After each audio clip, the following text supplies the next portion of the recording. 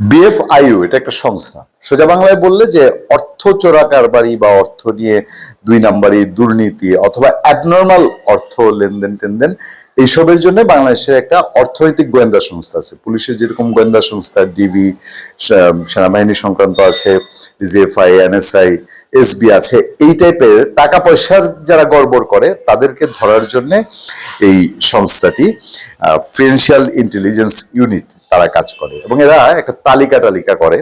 এই তালিকায় এবার ডক্টর ইউনূসের নাম, সন্দেহজনক লেনদেনে ডক্টর ইউনূসের নাম, যা বললেন বিএফআইইউ এর প্রধান, যা বলেছেন সেটা আপনারা শুনবেন। বেচারা একটু বিব্রত, তিনি আসলে ওভাবে বলেছেন বলেও বলা যায় না, তার হয়ে আরেকজন বলেছেন এবং একটু ভেবাচাকা খেয়েছেন, বিব্রত হয়েছেন কিনা মানে সঠিক একটা ব্যাখ্যা। দেখেন, বাংলাদেশে ডক্টর মোহাম্মদ ইউনূস ব্যক্তিগতভাবে ওনার পার্সোনাল ব্যাংক অ্যাকাউন্টে বাংলাদেশে কত টাকা, এটা জানা বোঝার আমাদের এখন সামর্থ্য নাই। আর অতীতে টাকা তো নিশ্চয়ই ওনার আছে, উনি একজন সফল অর্থনীতিবিদ, অর্থনীতির মানুষের অর্থ থাকাটাই স্বাভাবিক। আর তার উপরে তিনি গ্রামীণ ব্যাংক নামে একটা প্রতিষ্ঠানের একেবারে সর্বেসর্বা এটা সৃষ্টি তিনি করেছেন। তিনি নোবেল প্রাইজ যেটা পেয়েছেন, নোবেলের পয়সা, সেটা দিয়ে তিনি কি করেছেন আমরা জানি না, হয়তো নিশ্চয়ই গোপনে কোনো জায়গায় তিনি দাতব্য দিয়েছেন।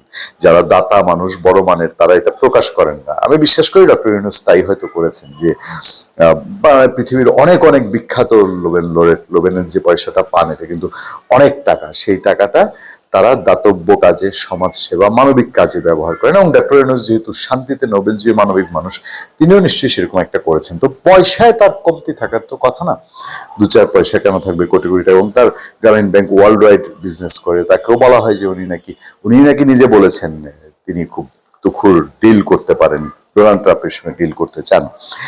কিন্তু এই যে সন্দেহজনক লেনদেনে ইউনূসের নাম প্রশ্নবোধক, বিডি নিউজ 24 খবরটা আছে, যা বললেন বিএফআইইউর প্রধান অবশ্য বিব্রতকর অবস্থায় পড়েছেন। তিনিও আর শেষ পর্যন্ত বলেননি, তার হয়ে একজন বলেছেন, যা বলেছেন এটা একটা ভেবাচাকা মাত্রা কথাবার্তা। চলেন একটু খবরটা পড়ি। খবরটা হচ্ছে এরকম যে সন্দেহজনক লেনদেনে নাম এলে বাংলাদেশ ফাইন্যান্সিয়াল ইন্টেলিজেন্স ইউনিট মানে বিএফআইইউ যে কারো হিসাব এমনকি রাষ্ট্রপ্রধানেরও তাদের প্রতিবেদন থেকে বাদ দেয় না বলে দাবি করেছে সংস্থাটির প্রধান। কি বলেছে? বিএফআইইউর সন্দেহজনক লেনদেনের তালিকায় প্রধান উপদেষ্টা মোহাম্মদ ইউনূসের হিসাব অন্তর্ভুক্ত থাকা বিষয়ক এক প্রশ্নে এ কথা বলেন আর্থিক খাতের গোয়েন্দা হিসেবে পরিচিত সংস্থাটির প্রধান এএফএম শহীদুল ইসলাম।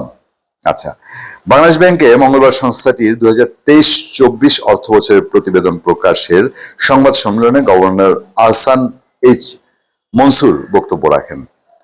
তখন একজন প্রতিবেদক সাংবাদিক প্রশ্ন করেন, সাংবাদিকটা খুব দুষ্ট, আপনারা প্রায় 17,345টি সন্দেহজনক লেনদেন শনাক্ত করেছেন, মানে এই ফাইন্যান্সিয়াল ইন্টেলিজেন্স যারা তারা শনাক্ত করেছে 2023-24 অর্থ বছরের প্রতিবেদন দিয়েছেন।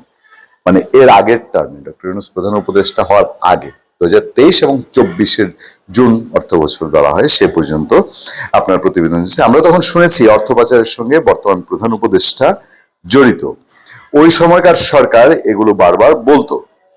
তাই এই সন্দেহজনক লেনদেনের মধ্যে আমাদের প্রধান উপদেষ্টার হিসাবটা অন্তর্ভুক্ত কিনা, মানে বিএফআইইউ যেই 17,345টা সন্দেহজনক লেনদেনের তালিকা দিয়েছে সেখানে ডক্টর ইউনূসের নামটা, হিসাবটা অন্তর্ভুক্ত আছে কিনা। সংবাদ সম্মেলনে গভর্নরের পাশে বসে থাকা বিএফআইইউর প্রধান শাহিনুল এই প্রশ্নের জবাব দেন। প্রশ্নের জবাবটা একটু একদম ওয়ার্ড টু ওয়ার্ড পত্রিকা তুলে ধরেছে। সেখানে বলা হচ্ছে, তিনি বলেন যে আমরা এই প্রতিবেদন গত বছরের 23-24 করেছি, তখন তো তিনি মানে মোহাম্মদ ইউনূস প্রধান উপদেষ্টা ছিলেন না। এটা যদি আমাদের নিয়মের মধ্যে থাকে যে রাষ্ট্রপ্রধানকে নিয়েও আমরা করব, এটা তো যাবে না, এ কথা তো নাই কোথাও, মানে রাষ্ট্রপ্রধান নিয়ে নাম দেয়া যাবে না, এটা কোথাও নাই। এটা তো আছেই যে কাউকে অন্তর্ভুক্ত করে প্রতিবেদন করব। প্রধান উপদেষ্টার কথাটা আমি মনে করি এখানে আপাতত না বললেই চলে, একটু বিব্রতকর। আচ্ছা, এরপর বিএফআইইউ প্রধান এ বিষয়ে আর কিছু বলেননি। তিনি ওই প্রতিবেদকের শনাক্ত হওয়া সন্দেহজনক লেনদেনের মোট আর্থিক অঙ্ক বলেননি, মানে ওই যে 17,000 কতগুলা অ্যাকাউন্টে কত সন্দেহজনক লেনদেন, এই টোটাল অ্যামাউন্টটা বলে নাই। আচ্ছা, এরপরে কিছু স্ট্যাটিস্টিক আছে, এই স্ট্যাটিস্টিক্স গুলোতে আমরা না যাই। সংবাদ সম্মেলনে গভর্নর বলেন, আওয়ামী লীগ সরকারের সময় দেশ থেকে 18 থেকে 20 বিলিয়ন ডলার পাচার হয়েছে, তবে এসব অর্থ ফেরানো সময় সাপেক্ষ ব্যাপার। উফ, খুব ঢুল দিয়েছেন, ঢুল পিটিয়েছিলেন এই সরকার আসার পরে। যেভাবে হোক বিদেশের অর্থ আনাবে, এই অর্থ কি করা হবে সেটাও বলেছে। দেশের উন্নয়নে খরচ হবে, গরিবদের মধ্যে নেওয়া হবে, অনেকটা কমিউনিস্ট ভাবসাব, যে ধনীর ধন কেড়ে এনে গরিবের মধ্যে বিতরণ করে দেওয়া হবে, এরকম খুব বলেছেন। কারণ এইটা করতে হইলে এই যে সময় সাপেক্ষ, ওনাদের 5-10 বছর ক্ষমতায় থাকতে হবে, এইসব পদে থাকতে হবে। আচ্ছা, সেটা ভিন্ন প্রসঙ্গ।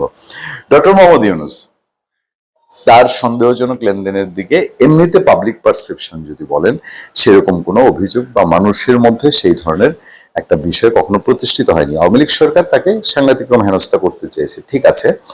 তবে মানুষ ওই যে গ্রামীণ ব্যাংকের কর্মকাণ্ডে যেভাবে দেখেছে, কর্মকাণ্ডকে ফিল্ড লেভেলে বাংলাদেশের লক্ষ লক্ষ হাজার হাজার কোটি মানুষ যেভাবে দেখে, সেই জায়গায় কোথায় যেন একটা অস্বস্তি থেকেই যায় না?